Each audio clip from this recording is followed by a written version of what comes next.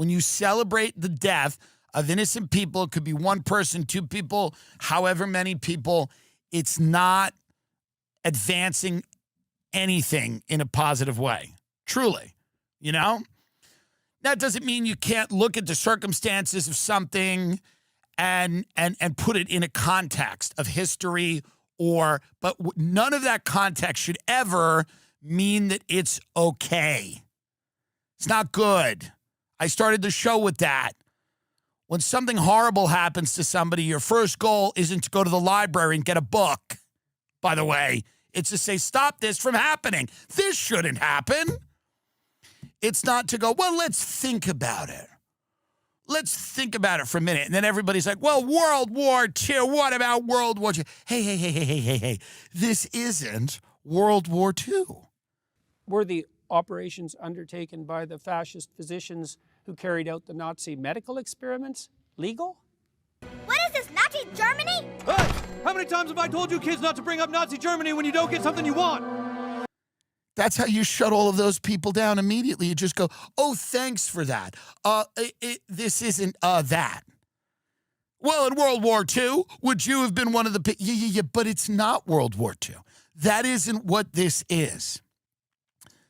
Everybody always tries to make it into World War II. Well, it's actually a clash of civilization. Stop it. The world's gone fucking nuts, man. Like, from somebody who stepped back, it's changing fucking fast. I don't know what the fuck AI is going to do next, but it's going to keep changing faster.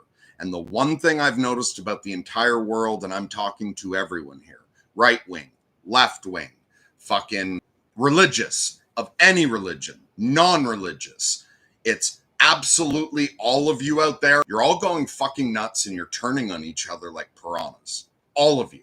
Everything's falling apart.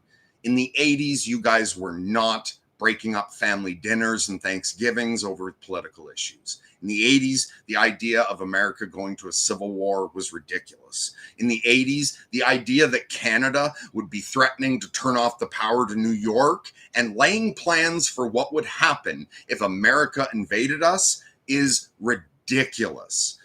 The future of your life will be things it'll feel like something was the entire reality of the world, and then a week later it won't even, like, you'll talk to somebody, you'll go, remember when Elon Musk ran the government for 3 weeks?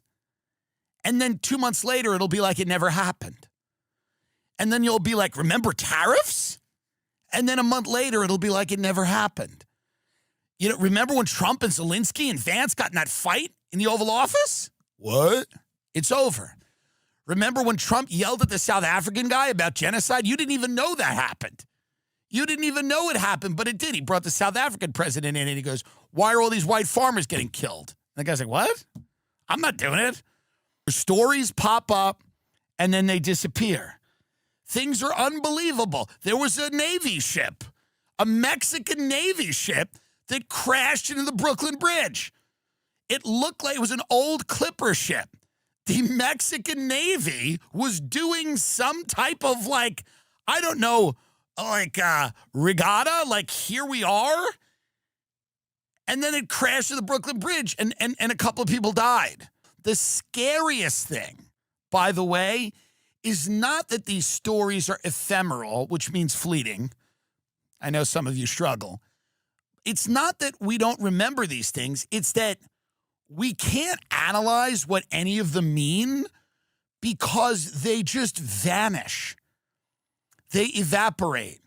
And then we're all just sitting around like, wait, what happened again with that? What was that? It's my job to keep track of this bullshit, and I don't even know half of it. You know, I'm like, wait, what? Who? You guys are going nuts. I don't know if it's the algorithm. I will bring up a quote now from a song. My friend William came to me with a message of hope. It went, fuck you and everything that you think you know. If you don't step outside the things that you believe, they're going to kill you. And no one's going to stop you from dying young and miserable and right. But if you want something better, you got to put that shit aside. So I think we all need to just stop yelling at each other for 5 minutes and let it be. Let it be. We got to unite against AI and all this stuff. It's not going to work. It's not going to work if we keep yelling at each other. It's not going to work. We all see that we're heading off a fucking cliff, and everyone's doubling down that they're right. Fuck off. Being right wasn't the answer. It's like 42 in The Hitchhiker's Guide to the Galaxy, and it's like, oh, wrong question. We've been saying humanity's going a dangerous direction. Who's right? Who knows how to fix it? Fuck off. Being right isn't the answer anymore. The answer now is, how do we remember to love each other? Because everyone's fucking right.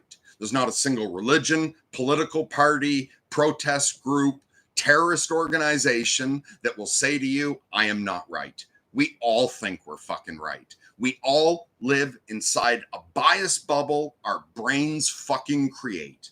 We don't live in the same universe. Because everybody's siloed in their own bubble.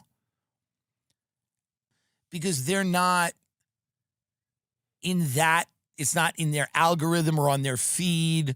They're not being exposed to it. They don't know. I've asked people this before. What does it feel like to be wrong? They start describing it feels bad. Something drops in my stomach. No, it fucking doesn't. Being wrong feels like you're fucking right because you're wrong. So let's say that the world's really round, and let's say I believe it's flat. As long as I honestly believe that, I feel right. And I will yell at people about how right I am, and I will dig for evidence, and my confirmation bias will blind me. It fucking feels like being right to be wrong. What does it feel like to finally be right? It feels like being wrong. The moment you actually feel wrong is the moment you realize you were wrong. And if you've realized you're wrong, you're no longer wrong. So this fucking dopamine hit we all get by being right is ridiculous. Stop fucking chasing it. Is it possible to know everything as a human being? No, we all know that's impossible. So if your goal is to know everything, you're going to fail. Is it possible in this biological, and I believe spiritual, but whichever it is, form, is it possible to love everything? It is absolutely possible to love everything. All you have to do is the right meditation and prayer or take the right drug, and you can experience that. That's an achievable goal. I think we should learn to love each other. I think we need to start working together, and no matter what problem we're fixing, but instead of screaming at each other about the problem, let's all step back, remember we love each other, we're in this together, and come back with a different approach. And if your approach is infuriating the person you're talking to, if it's making you full of hate, maybe it's not the right approach. You can just have a conversation and not scream and yell and not be contentious and not be angry. I think a lot of what people are missing is that people don't have a shared base of knowledge. So people feel like they're being attacked all the time. So the way to deal with that is not to go, what the fuck are you talking about, you stupid bitch? It's never been reasonable to think family dinner will be good because we're all going to agree on everything. You're never going to solve abortion, I'm sorry.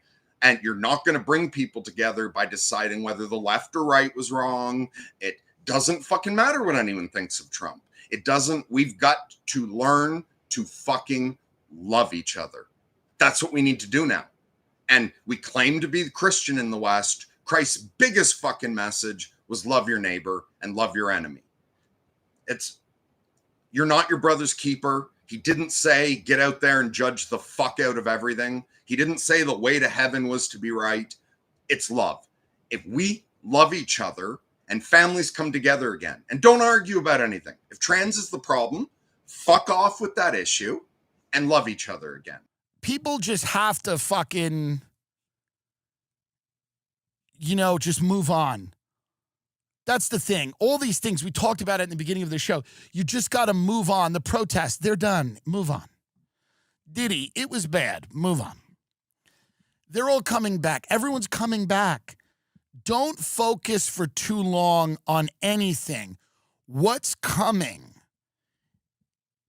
is so unbelievable. And you're going to need a lot of your senses to just deal with that. And is AI, maybe it's already sentient. We're going to talk about that next week. But like, all of these things are such hugely pivotal moments that are going to reshape society forever. Let's not get lost in college protests or what Ellen did, why Ellen's interns are all missing. Doesn't matter. It doesn't. You're going to need Ellen. You're going to need Ellen to fight AI. You're going to need her. We got to harness the power of people like her to fight this thing. I'm telling you. Put one man and one chimp on an island, the chimp is king. You put 100 men and 100 chimps on an island, the chimp is king. But you put 1,000, the humans win. We haven't gotten where we are as individuals. It's because we fucking work together. That's the only way we get through anything.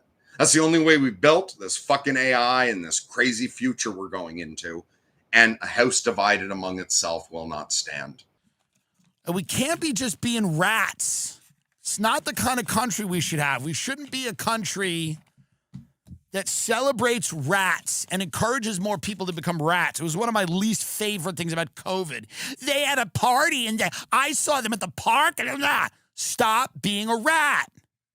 I will finish this now with the final quote from that same song. I know it's hard to give a shit sometimes, but promise me we'll always try, because I don't want to hate you, and I don't want to hate me, and I don't want to have to hate everything anymore.